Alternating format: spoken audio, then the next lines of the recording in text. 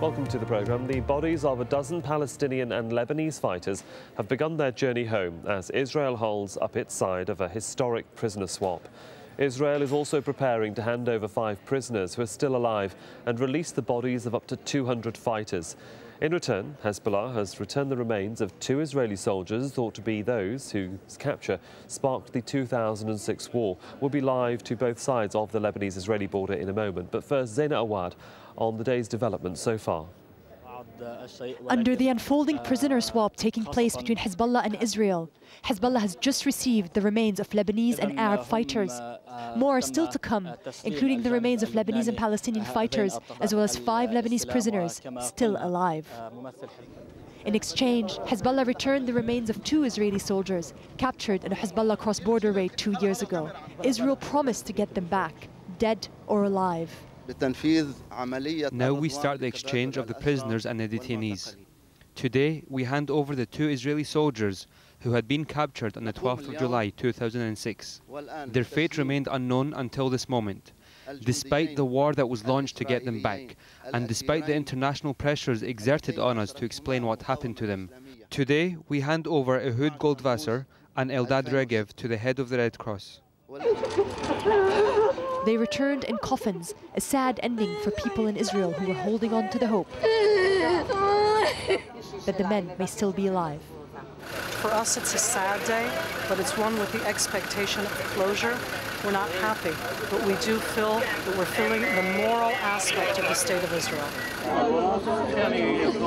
An obligation the Israeli government says it is living up to, despite what many in Israel see as an unfair exchange.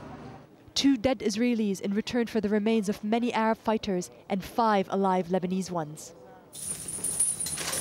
Including this one, the most controversial of all, Samir Kuntar.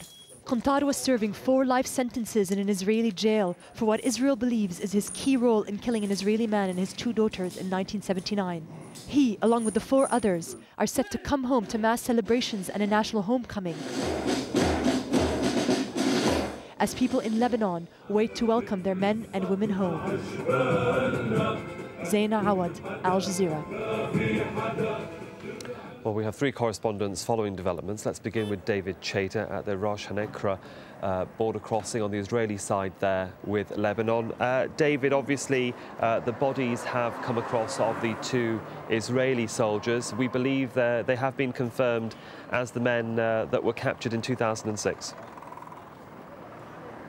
Well, let me first of all say that that is a report coming from Israeli television, that the 2 bodies in the coffins are indeed Regev and Goldwasser.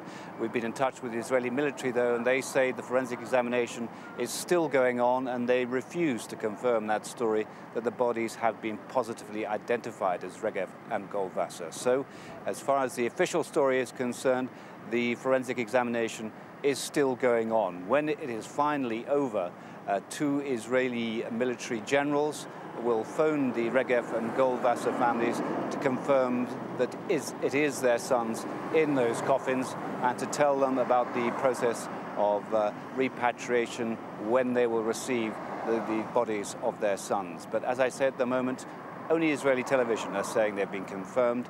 The Israeli military say the process is still going on.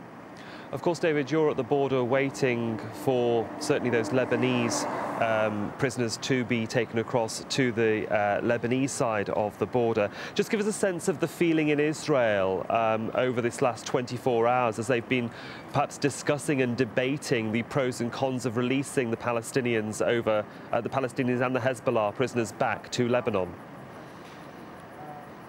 I think the mood is very different here because we're only a few kilometers away from Nahariya, where Samir Kuntar launched his attack and from which he was serving 4 life sentences. So a bit of a different mood here in Nahariya. They're, of course, opposed to the whole deal, many of them. They've seen what Samir Kuntar did. But the rest of Israel are behind the Regev and Goldwasser family. Very much the bulk of Israeli public opinion is for this deal to go ahead.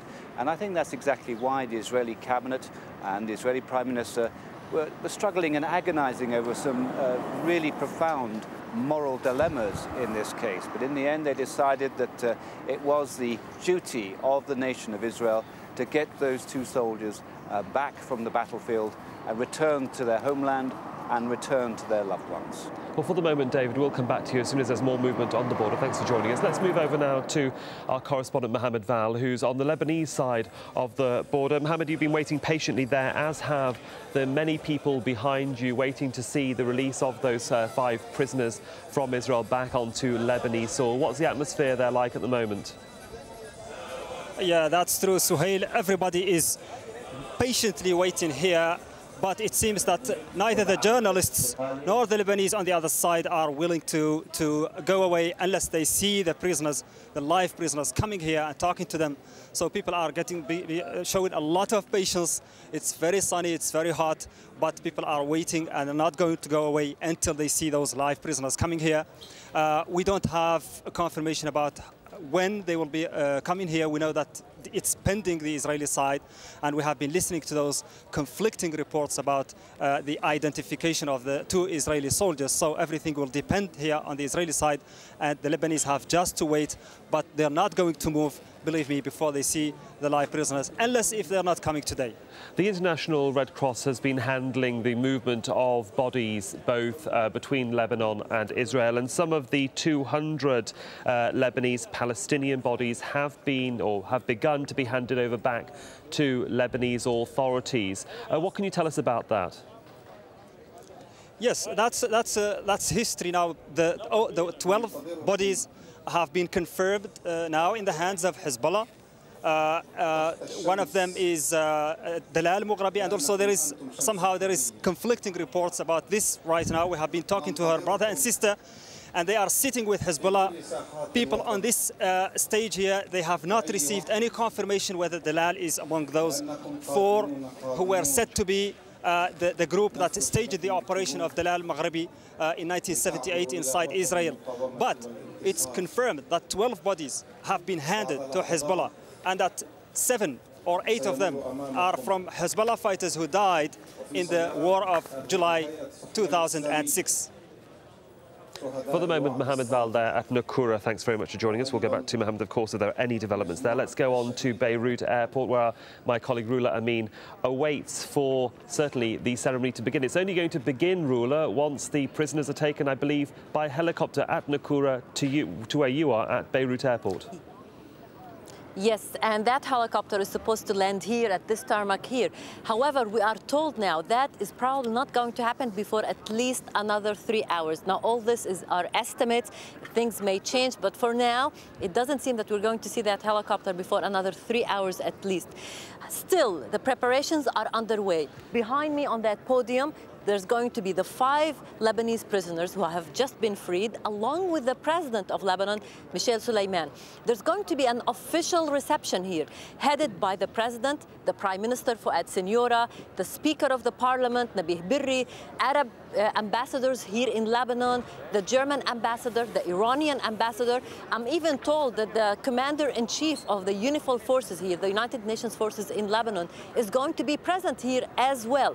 This is very significant because for the past 2 years, we have been hearing a lot of wrangling between the different political factions. People questioning Hezbollah's decision to kidnap those 2 soldiers, questioning Hezbollah's assessment that it can go to war with Israel, which had cost this country a lot of destruction and over 1,000 lives. Now, with this reception, this is symbolic of the kind of, let's say, approval that this achievement is getting in this country, the freeing of the prisoners as well as 199 bodies. And this gives Hezbollah a lot of ammunition when it argues that its force, its military presence is necessary not only to free those prisoners, but also as a deterrence force against any other, what they call, aggressive acts from Israel. Another point that is well noted to be mentioned here is that in the past, most of the Arab countries that have been in confrontation with Israel, whether those who had signed peace treaties with Israel, like Egypt and Jordan, or like Syria, they have not been able to close this file, the prisoners' file, the bodies' file. And for the Lebanese, they feel now as if they're proud. They are the only country who have been able to achieve this, to free every Lebanese prisoner from Israeli jails, and without making any political concessions, without even signing a treaty with Israel. This is something that Hassan Nasrallah had been boasting about.